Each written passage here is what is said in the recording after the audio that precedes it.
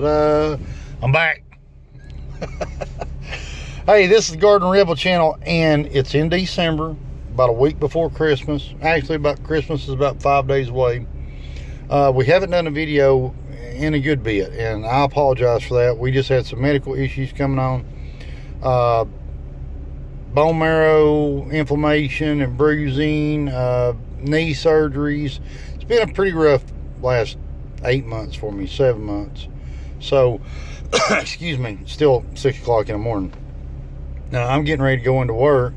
However, this evening we're going to get up there and we're going to start prepping our garden for spring planting.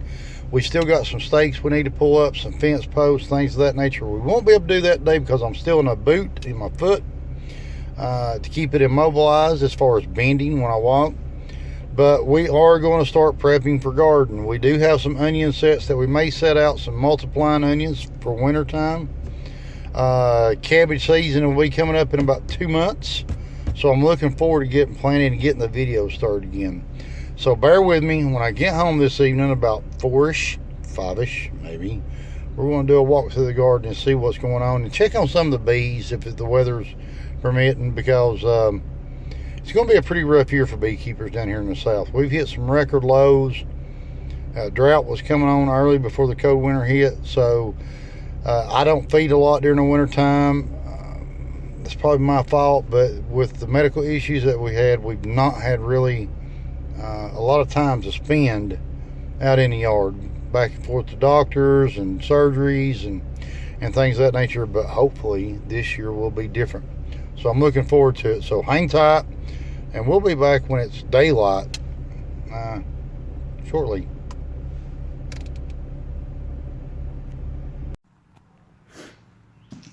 Well, I said I was going to finish up the video yesterday. Yeah, that didn't happen. I didn't get in until right around dark, 30-ish. So we're coming out today, and I'm going to look over some stuff I've got to get done. You'll excuse the wobbliness of the camera. It's hard for me to kind of walk. I'm still in a boot, and I just had surgery on the other leg the Friday the 13th, so I'm kind of still trying to get my balance. Multiplying onions. You got to excuse the shape of the work area. I do a lot of wood carving.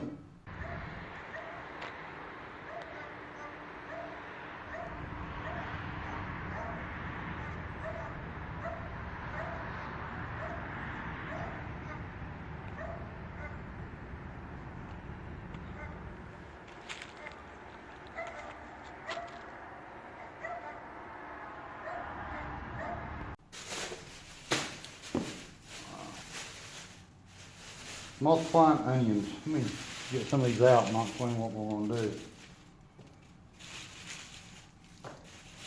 But actually, they have the tendency of garlic.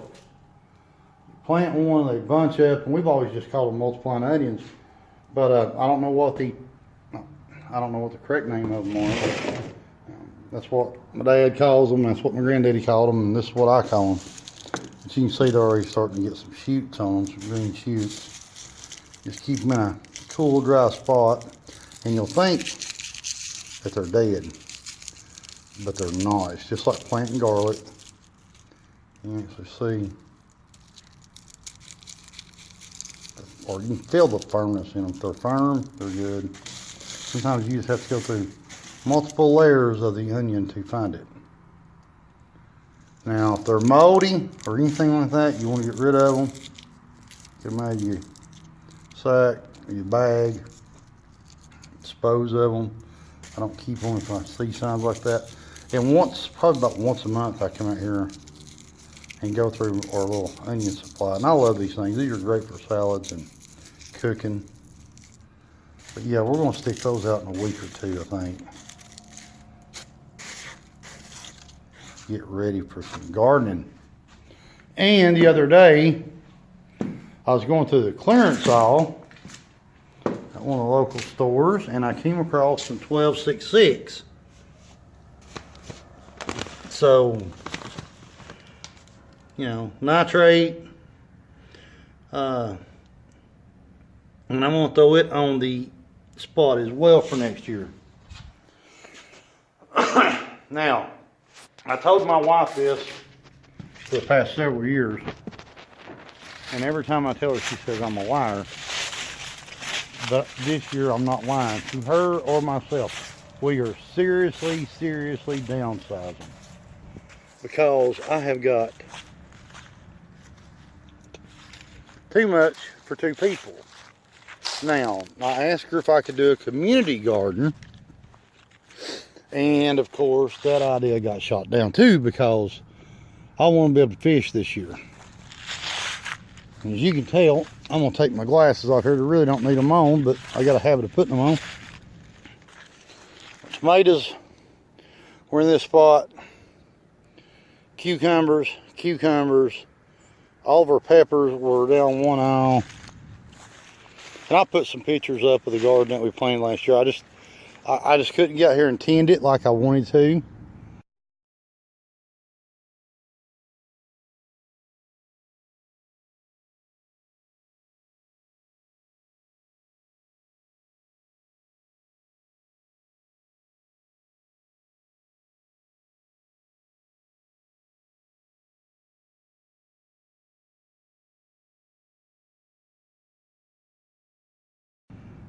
And so there wasn't much for me garden wise that I could get out here and do. So I just kind of let the neighbors pick and my family pick at it, and it was not a very well kept garden. It was a good garden, but it was not a very well kept garden. So what we're going to do is, I've got to pull these big bean trellises down, and we'll come in here and I'll burn it off again. And I'll pull my wires and my post out, and we'll get out here with the tractor, and we're going to keep this whole spot tilled for for future use. But we may not plant all of it next year, but I'm going to keep my ground broke up. And you can tell I burnt the corn stalks, and I'm going to tell you, that was one heck of a little fire. It went up like a blaze of glory, son. So we're thinking about a 50 by 50 garden spot this year, and then putting the rest out in probably cucumbers or melons. Had some deer coming in. That's the only deer tracks I've ever had in this garden, and they've been coming in pretty good, and that's okay, because next year I'll have a electric fence around it. But we're thinking about, from where the bean trellis goes at the beginning, right there next to the little building there, and maybe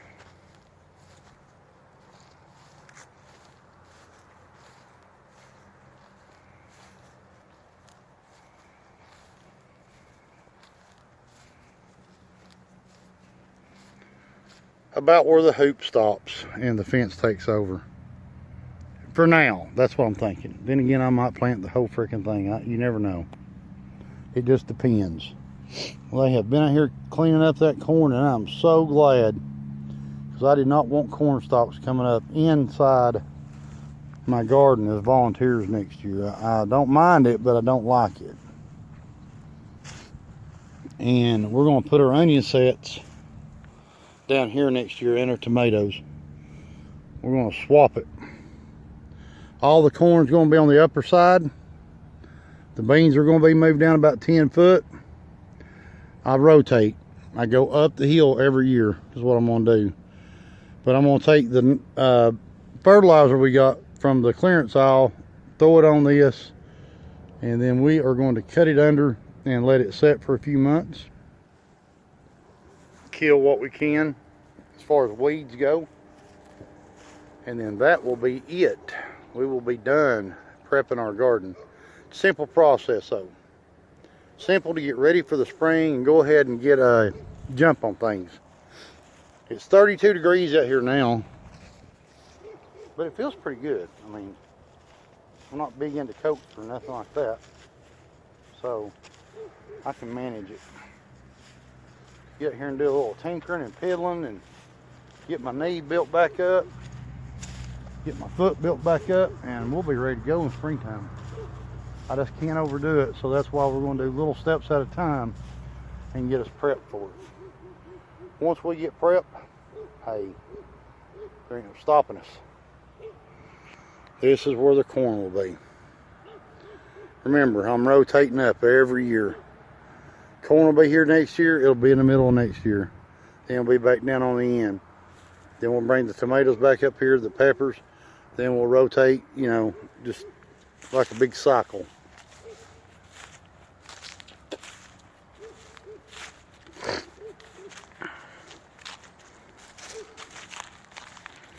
I think we have, I don't know, 40 hives.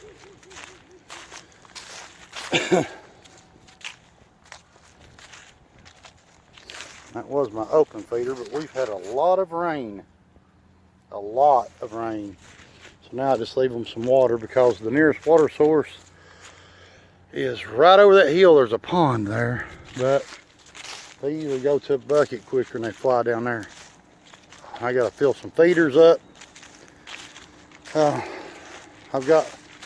put some on in early November in some of my hives, and I haven't been out here to get them. This was a swarm trap we had set up early in the year, and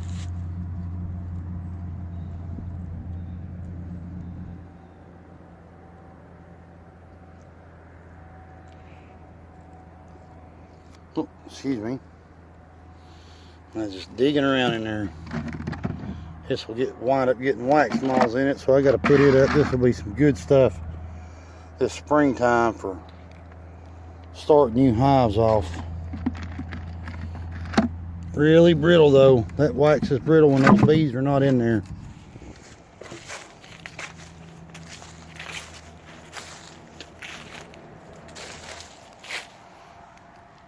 See some bees on entrance. They just, weather like this, you're not going to see no activity, I hope. None. And that's a good sign.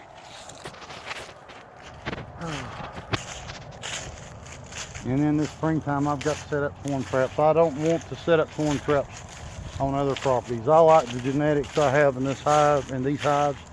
So I'm just going to set my swarm traps up every corner.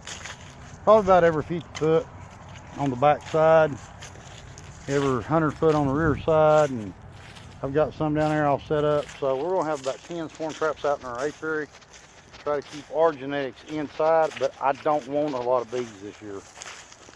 I just don't.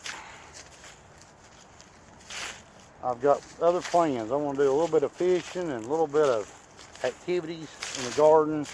And I don't want to spend all my time splitting bees, keeping them from swarming. I just want about 10 to 20 hives to manage.